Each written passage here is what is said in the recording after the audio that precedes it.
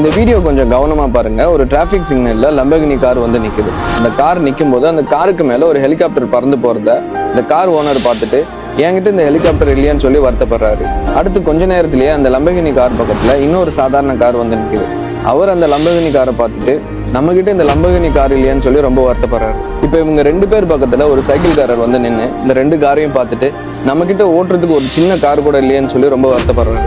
அடுத்து கொஞ்ச நேரத்திலேயே அந்த டிராஃபிக் சிக்னல் பக்கத்துல ஒரு மனுஷன் நடந்து வராரு.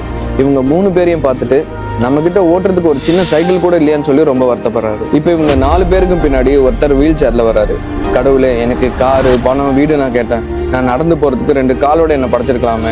இந்த பூமியில ஓடி ஆடி விளையாடணும் எனக்கு ஆசையா இருக்கு. இதுக்கப்புறம் என் வாழ்க்கையில எப்பவுமே நடக்க முடியாத மாதிரி எனக்கு இப்படி படைச்சு எனக்கு இவ்வளவு கஷ்டத்தை கொடுத்துட்டேன்னு சொல்லி அவர் வருத்தப்படுறாரு. இங்க பாருங்க, மத்தவங்க வாழ்க்கையை உத்து பார்த்தா நம்ம வாழ்க்கையில இருக்கிற சந்தோஷம், நிம்மதி நம்ம கண்ணுக்கு தெரியாம போயிடும். அதனால முடிஞ்ச அளவுக்கு மத்தவங்க வாழ்க்கையோட உங்க வாழ்க்கையை கம்பேர் பண்ணி மன வருத்தத்தோட வாழ்றதை விட்டுட்டு உங்ககிட்ட இருக்கிறத வச்சு சந்தோஷமா வாழ்ந்துகிட்டு அதுக்கப்புறம் என்ன வேணா உங்க வாழ்க்கையில நீங்க தேடி போங்கன்றது எல்லாருக்கும் ஷேர் பண்ணி சொல்லிட்டு நம்ம பேஜை ஃபாலோ பண்ணிருங்க.